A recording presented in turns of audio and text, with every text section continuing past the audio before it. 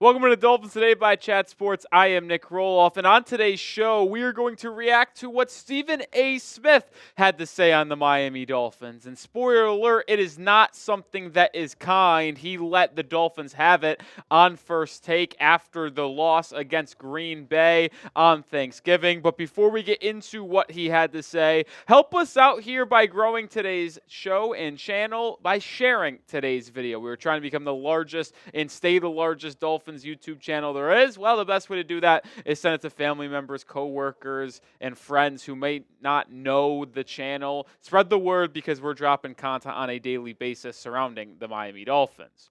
All right, let's get into what Stephen A. Smith said specifically on Miami. He said that the Miami Dolphins are now 0-12 in their last 12 games in 40-degree weather or less. It's over for them this season. And, well, we have made a lot of noise over the past week or so before the game against Green Bay, after the game against the Packers, in terms of not being able to play in cold weather. And we have made it very obvious that the Dolphins did not help their cause. They did not beat the allegations. We talked about it before the game this past Thursday about how Tua and Mike McDaniel have not got the job done in these tough environments, in cold weather, snowing, against physical, good football teams over the past 3 seasons, whether it's Buffalo, whether it's Baltimore, whether it's Kansas City, and then now add Green Bay to the list. It just simply is something Miami has struggled with a lot, and it's because of the roster construction of this team, the lack of physicality on their offensive line, Tua not having the same arm strength, the speed of Miami not playing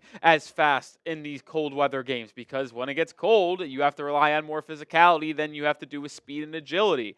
They have not beaten the allegations, and the narratives around this team will only continue to grow, which is frustrating and really annoying because I thought this team might have been the different story. Listen, Jalen Ramsey came into the year saying that we are going to preach physicality from the absolute jump. We are going to be a more physical football team this season than they were last year, because a lot of people pointed to the lack of physicality as the main reason why Miami was not able to continue their hot start to the season, where they looked like one of the best teams in all of football and then crumbled down the stretch. And maybe that is the reason why. But everyone talked about, at least returning, how they were going to be better this season at that area. And it just simply wasn't the case. And we talked about changing the narrative. Deshaun Elliott called this team soft a year ago on a podcast 2 weeks ago. The locker room and organization didn't take kindly to that. Well, you know what? They proved Deshaun Elliott right. And how can us as fans trust this team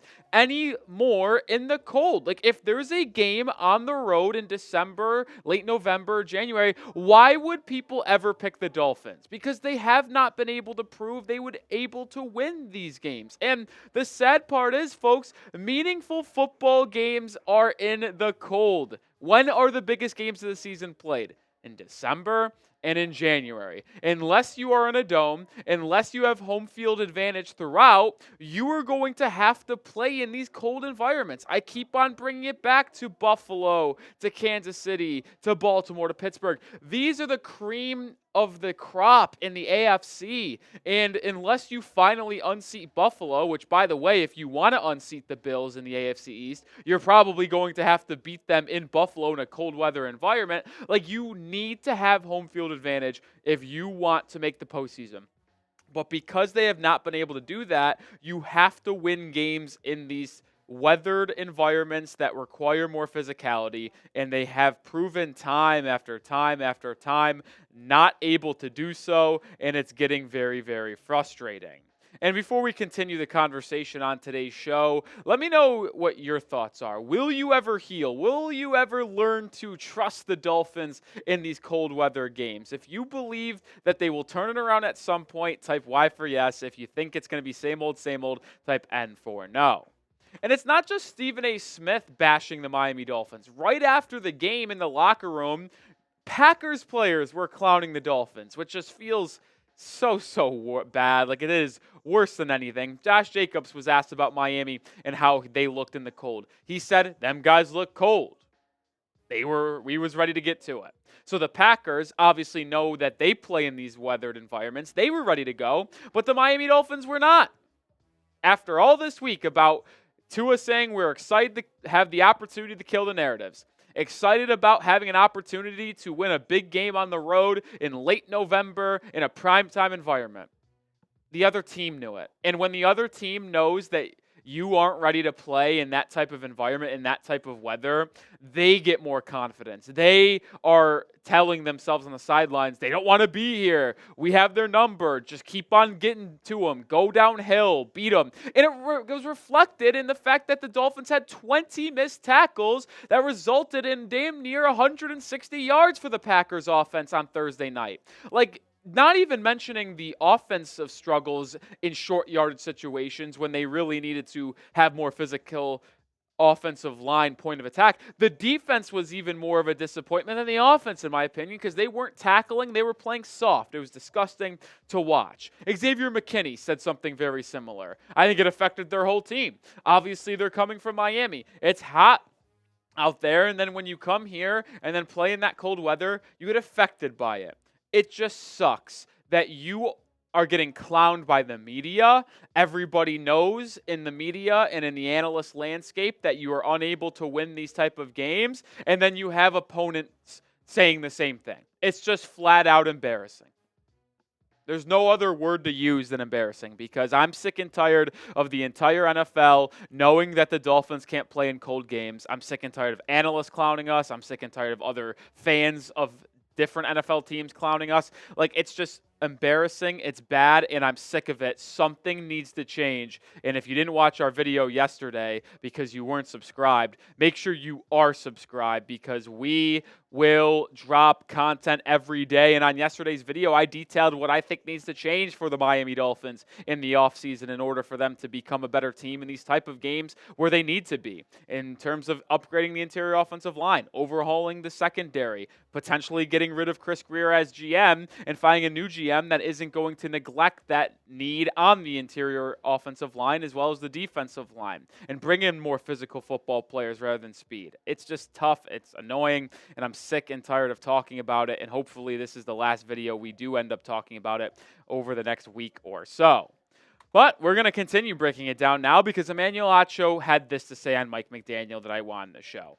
McDaniel looks so cold. The players are a reflection of their coach. What frustrates me is just how soft the Dolphins play. And I said this on yesterday's show. The reason why I think there is an issue is it's not me saying that Mike McDaniel is a bad coach. I don't think that in the slightest. I think he is a good coach, but he just doesn't have the philosophy needed to win games in the NFL when it's needed to in December, in January, in February. The entire world is calling you out, saying that your head coach doesn't have you ready to play. Your coach is not mentally tough enough, not motivational enough to have you ready to go in these games. When the entire world knows it, probably something should change. Will Stephen Ross get rid of both Chris Greer and Mike McDaniel this offseason? I'm unsure if he will, but the conversation must be had with how consistent the Dolphins are in not being able to win these games.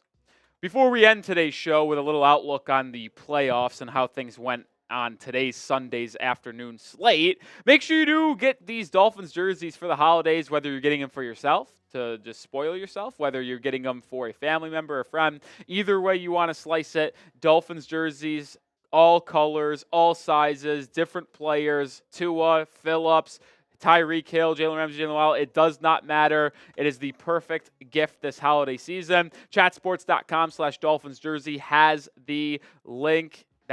Link is going to be in the description and comments of today's video. Make sure you grab your jerseys today. All right, the Dolphins do have 5 games remaining on the schedule. 2 against the Jets, this one coming at home next week, next Sunday. And then you go to Houston, Dome, at home against San Francisco, in Cleveland, and in New York to finish out the season. And it's an easier schedule. It's in the 10th easiest schedules in the NFL. So if you are someone who is optimistic and wants to still make the postseason this year, the schedule is very fortuitous for you. And if you do want to make the postseason, you are going to need to go 5-0 to even have a chance. And I say chance because the Chargers won today to get to 8-4. The Broncos are 7-5.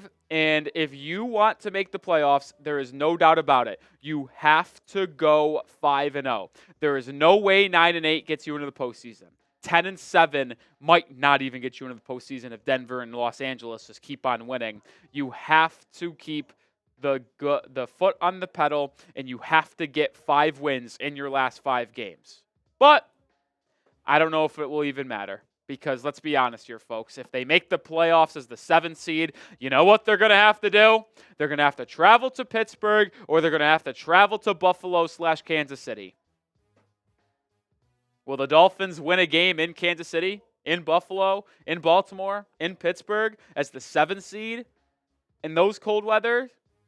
No. The Dolphins would just make the playoffs and probably be the first-round exit like they were last season, kind of putting us in this cycle of consistently being in the draft at like 18 to 22 and never actually winning anything, and it just kind of being stuck in purgatory. Kind of sucks. But you saw the final 5 games on the schedule. Let me know what you think the Dolphins will do in those 5 games. Sadly, I think they're going to go 4-1.